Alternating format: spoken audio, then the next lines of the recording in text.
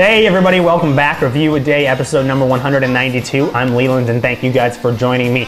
Do me a favor, head over to dampercast.com. Check out episodes number 40 and also 39. We've been doing something kind of cool. We've been doing Dampercast Confessions. You can call our toll-free voicemail line. It's 866-808-0222 and you can confess something. Maybe it's something you haven't really told anyone.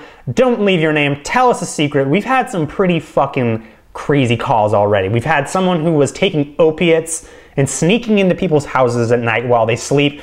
We had a guy who peed his pants and then poured water all over himself. We had a gay 8-year-old. They've been quite fascinating and really pretty funny. So head over to dampercast.com. You can also subscribe on iTunes if you want to get the show every week when I release it.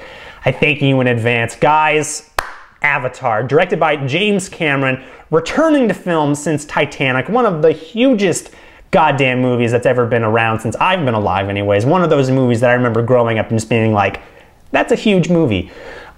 He's returning with Avatar. It's a sci-fi epic motion capture. He's completely created this world from scratch. It's set on this world called Pandora, and the human race is there because we're trying to get unobtainium or something like that. Unobtainable? Unobtainium. And we're trying to get this little rock because it's kind of like oil and it provides a lot of energy. And this guy, Jake Sully, his brother dies, and his brother was in the Avatar program. And the Avatars are basically, they take your consciousness, put it into the body of a alien human hybrid of the Na'vi. The Na'vi are this blue alien race on this planet that are getting in the way of people and their energy sources. This guy, Jake Sully, he goes down to kind of act as a liaison between the humans, but get this, you guys, he falls in love with one of them, and he starts to wonder if maybe he's not doing the best thing, and then he kind of turns them all around, and then they try to take down the white man.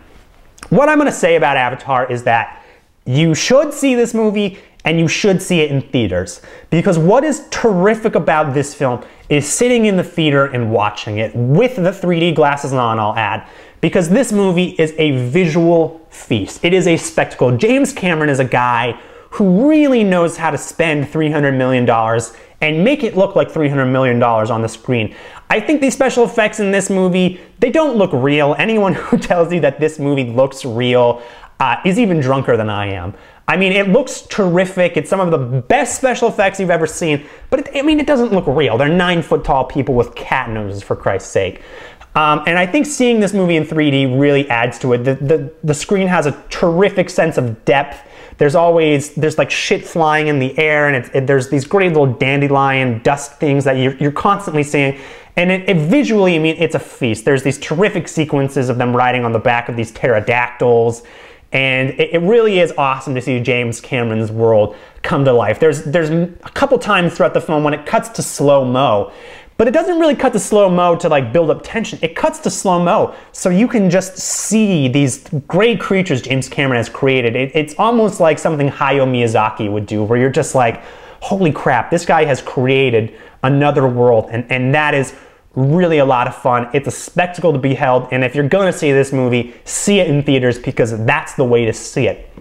And if you don't see it in 3D, if this movie was not in 3D, if it wasn't the visual feast it was, I'm pretty sure I would have been bored from beginning to end. And I think this is the biggest shame of Avatar, for all of its visual and cutting edge special effects, that the story, you really know exactly where Avatar is going before you even walk in the theater.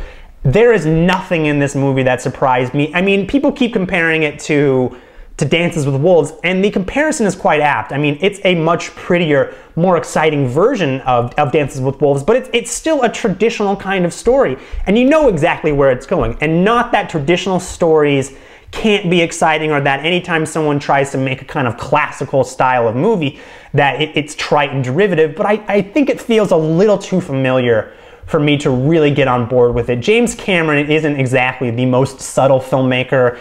I don't think he writes the best dialogue. In fact, I think the movie is quite hammy and one-dimensional. I think it's a shame, because when I think about Star Wars at its time had some of the most terrific special effects you've ever seen. But that's not why Star Wars holds up. That's not why you can show Star Wars to a 10-year-old now and they love it and they eat it up. I think one of the things I love most about Star Wars is the characters, is the fact that I love the banter between Han Solo and Leia and Luke, and I love Chewbacca, and I love C-3PO and R2-D2, and I love all of that. There are no terrific characters or standout characters in Avatar. Everyone is really one note.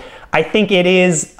There are so many times in this movie where it's just nameless Beast X comes in and it gets really exciting and it looks terrific. I mean, as far as mindless action goes, you don't get better than Avatar. You don't get better than James Cameron. But at the end of the day, it is still mindless action. There's so much of this movie that just, you know, there's floating planets. It gets into the realm of fantasy where I just kind of shut off, where it's like in the land of Thunk, where mountains grow backwards and the waterfalls go up to the heavens, and you're just like just take a chill pill. There is a lot of pay no attention behind them. Pay no attention to the man behind the curtain. The movie looks terrific, but I mean, I think it lacks some of the things that I think make Star Wars a classic, like the characters. Avatar doesn't have instantly recognizable score like Star Wars. Star Wars has those themes, the bum, bum, bum, bum, ba bum, bum, ba bum. That holds out. And I think Avatar looks terrific. It is a very good film. It's a very expensive film, but at the end of the day, I think making a truly classic movie that is going to endure for decades is so much harder, and I think it's like capturing magic in a bottle. And I don't necessarily think making the most expensive movie ever is the way to do it. I mean, this is a step forward. The performances are nice. I don't think anyone particularly stands out. The front and centerpiece reason to see this movie is the special effects. And for some people, that's enough, and that will make it the best movie of the year for them. For me personally, I was a little bit bored, a little bit left a little bit cold, but it's 3D and it's a lot of fun. I give Avatar a 3.5 out of 5. It's a fun movie, but it's take a deep breath and wait for the next movie to come out. If you guys like this review, make sure to head over to dampercast.com or nitpicket.com, and I'll see you guys next time.